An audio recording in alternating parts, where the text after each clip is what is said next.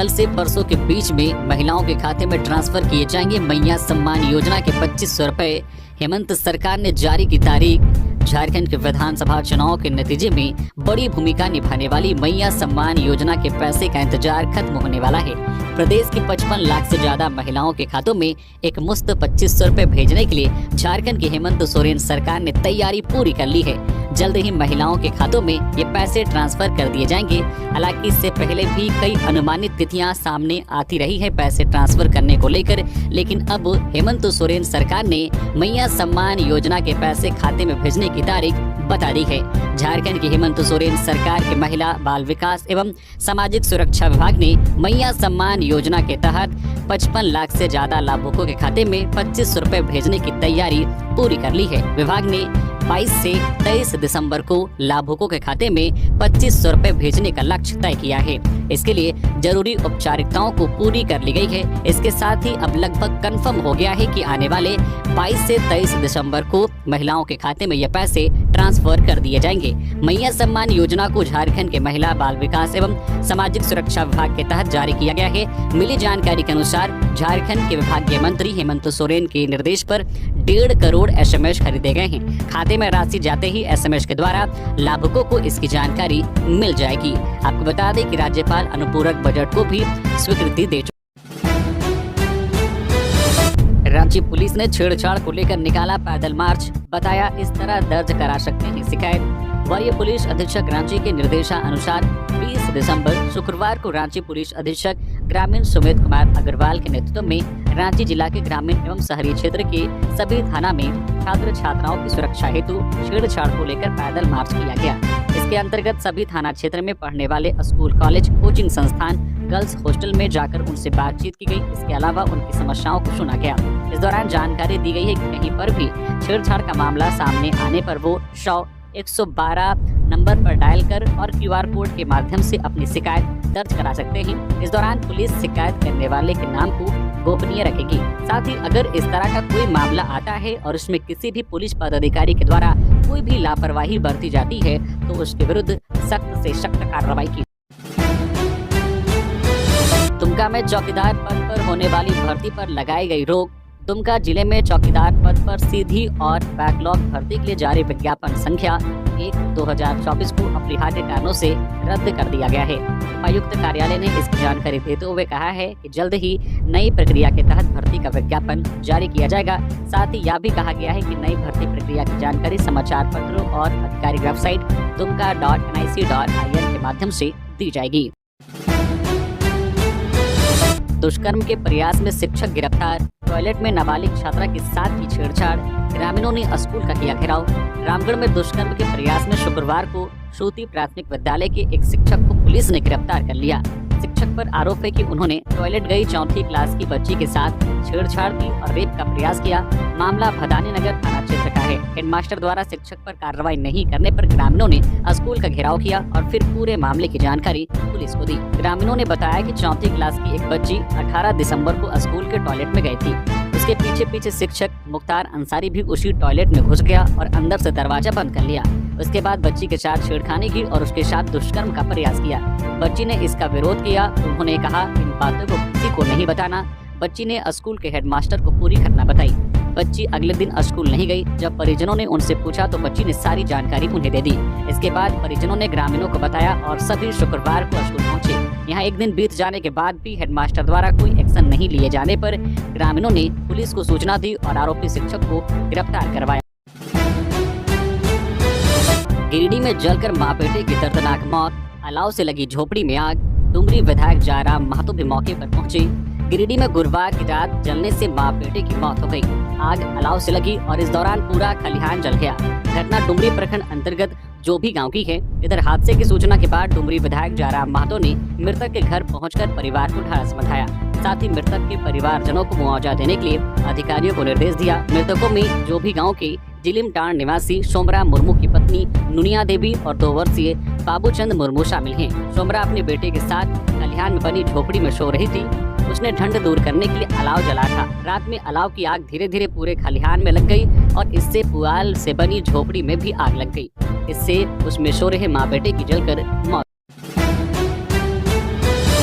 झारखंड में छाए रहेंगे घने कोहरे, 18 जिलों के लिए येलो अलर्ट। झारखंड के देवघर, धनबाद समेत 18 जिलों में घने कोहरे का येलो अलर्ट जारी किया गया है। मौसम विभाग ने अपने पूर्व अनुमान में बताया है कि आज 21 दिसंबर की सुबह में राज्य के उत्तर पूर्वी, मध्य और दक्षिणी भागों में कहीं कहीं घना कोहरा देखा जा सकता है।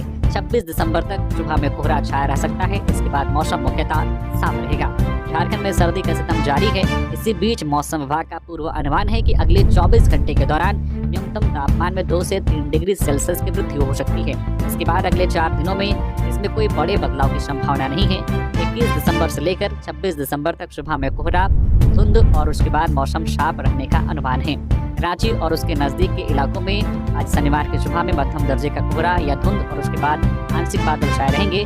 वहीं 23 और 24 दिसंबर को भी इसी तरह का मौसम रहने का अनुमान जताया गया है। आज जिन जिलों में कोहरा का अलर्ट जारी किया गया है उसमें झारखंड के उत्तर पूर्वी जैसे कि देवघर, धनबाद, दुमका, गिरिडीह, गोड्डा, जामताड़ा, पाकुड़ और साहिबगंज। वहीं मध्य की बात करें तो रांची, बोकारो, गुमला, हजारीबाग, खूंटी, रामगढ़। दक्षिणी की बात करें तो पूर्वी सिंहभूम, पश्चिमी सिंहभूम, सिमडेगा, सरायकेला, खरसावां भागों में आज शनिवार की सुबह में कहीं कहीं घना कोहरा देखा जा सकता है। मौसम विभाग ने घने कोहरे को लेकर येलो अलर्ट जारी किया है। राहुल गांधी पर भाजपा द्वारा दर्ज कराए गए मुकदमे के विरोध में झारखंड कांग्रेस ने निकाला आक्रोश मार्च। लोकसभा में विपक्ष के नेता राहुल गांधी पर भाजपा नेताओं द्वारा दर्ज कराए गए झूठे मुकदमे के विरोध में प्रदेश कांग्रेस अध्यक्ष केशव महतो कमलेश के नेतृत्व में रांची में कांग्रेस नेताओं एवं कार्यकर्ताओं ने आक्रोशपूर्ण विरोध प्रदर्शन किया। इस क्रम में कांग्रेस जनों ने कांग्रेस भवन से अल्बर्ट एक्का चौक तक विरोध मार्च किया।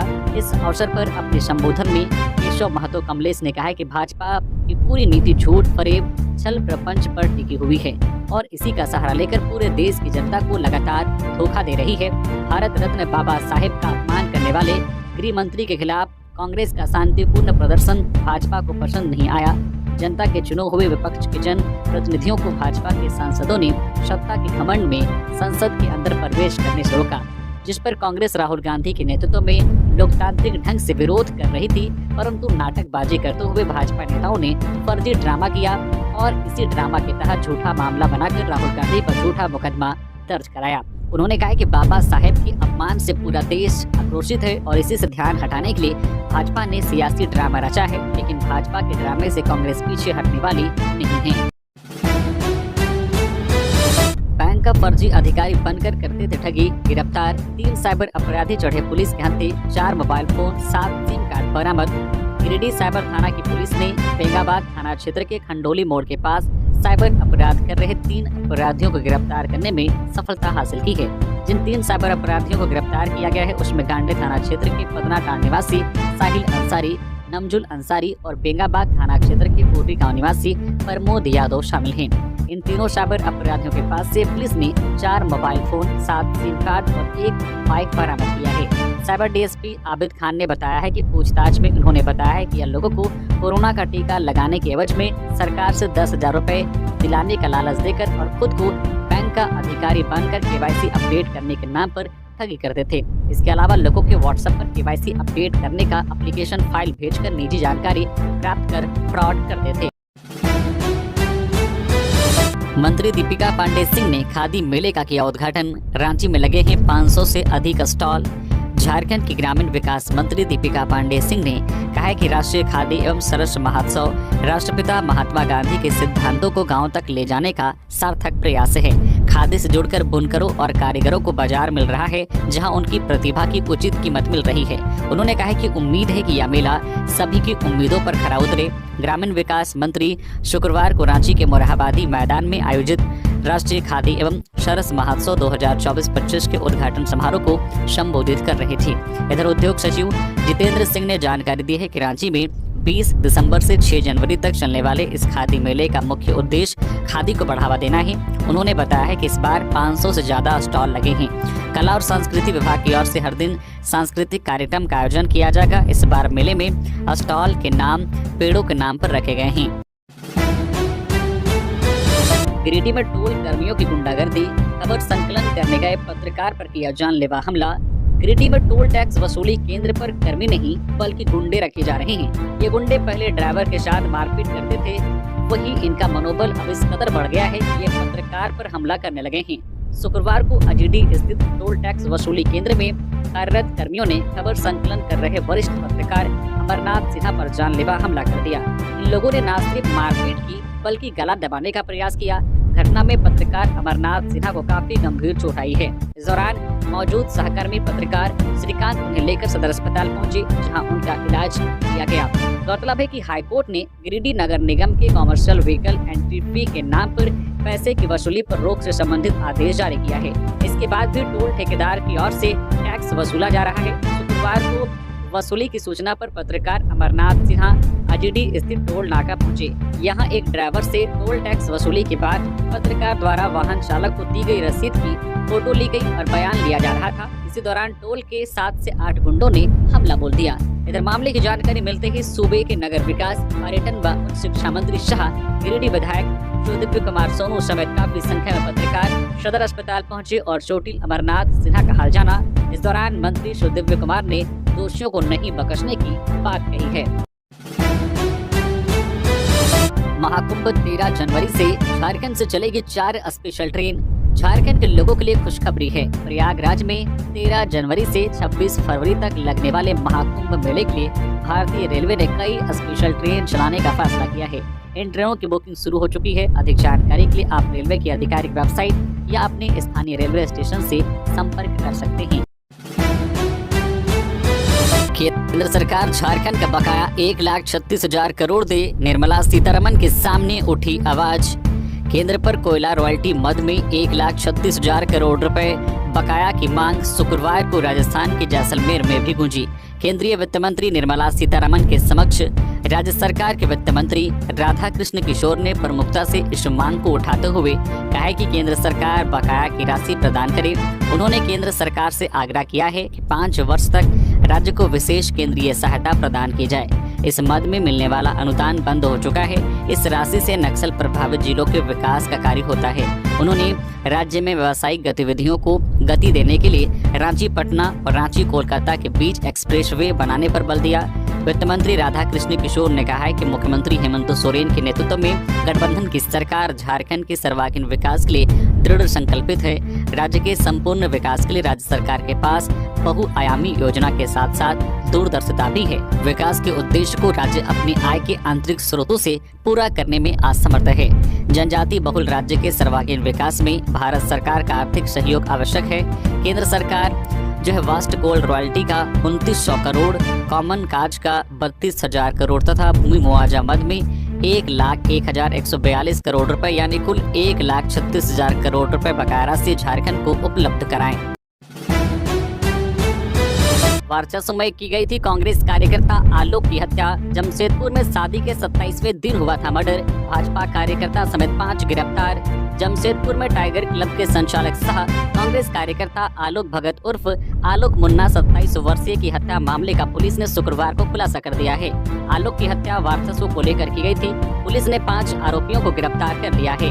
गिरफ्तार आरोपियों में भाजपा कार्यकर्ता विकास सिंह, साजिशकर्ता आकाश सिंह उर्फ छोटू बच्चा, विशाल कुमार उर्फ भीखे बाबा, पंकज साव उर्फ बच्चा और शक्ति विभर शामिल हैं। आलोक की 22 नवंबर को शादी हुई थी और 27वें दिन उसकी हत्या कर दी गई। पुलिस ने आरोपियों की निशानदेही पर घटना में प्रयुक्त 3 देसी कट्टा, 1 गोली और 3 खोखा बरामद किया है। वहीं एसएसपी किशोर कौशल ने बताया है कि आलोक और आरोपी आकाश के बीच काफी दिनों से विवाद चल रहा था। काली पूजा विसर्जन के दिन भी दोनों के बीच झड़प हुई थी। इसी के बाद आकाश ने आलोक की हत्या की। पीएम आवास योजना का लाभ दिलाने के नाम पर ठगी, शिकंजे में आए 6 साइबर अपराधी। पीएम आवास योजना का लाभ दिलाने के नाम पर साइबर ठगी करने का मामला जामताड़ा में सामने आया है। साइबर अपराध के नाम पर पूरे देश भर में चर्चित जामताड़ा में साइबर अपराध रुकने का नाम नहीं ले रहा है। साइबर अपराध के खिलाफ और अपराधियों के अड्डे पर पुलिस द्वारा छापेमारी अभियान चलाए जाने के बावजूद साइबर क्राइम पर लगाम नहीं लग पा रहा है। साइबर अपराधी अपने नए प्रयोग कर ठगी को अंजाम देने में सफल हो रहे हैं। इसी कड़ी में शुक्रवार को साइबर थाना की पुलिस ने नारायणपुर और कर्माटांड़ क्षेत्र के विभिन्न साइबर अड्डे पर छापेमारी अभियान चलाया, जहां प्रधानमंत्री आवास योजना का लाभ दिलाने के नाम पर लाभार्थियों से ठगी करने वाले 6 साइबर अपराधियों को पकड़ा गया। इनमें फुरकान अंसारी, महबूब अंसारी, फरहान अंसारी, ताबिल हुसैन और अरशद अंसारी और अब्दुल हसन शामिल हैं। इन लोगों के पास से पुलिस ने 13 मोबाइल फोन, 18 फर्जी सिम कार्ड, 3 एटीएम, 2 चेकबुक, 1 आधार कार्ड, 1 पैन कार्ड और 1 मोटरसाइकिल बरामद। मंत्री शिल्पी नेहा तिर्की का सांसद निशिकांत पर तीखा प्रहार। संसद विचारों के मंथन का मंच है, व्यक्तिगत टिप्पणियों का नहीं।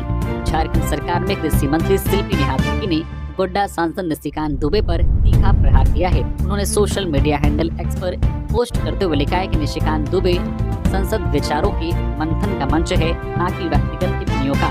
कांग्रेस अध्यक्ष मल्लिकार्जुन खड़गे पर आपकी टिप्पणी न केवल असंसदीय है, बल्कि आपकी सोच उजागर करती है, आपकी पार्टी के विचारधारा पर सवाल खड़े करती है। नेता का सम्मान उम्र या शरीर से नहीं, विचारों और कर्मों से होता है। आवश्यकता आधारित सहायक प्राध्यापकों की सेवा 65 वर्ष सुनिश्चित करने की मांग।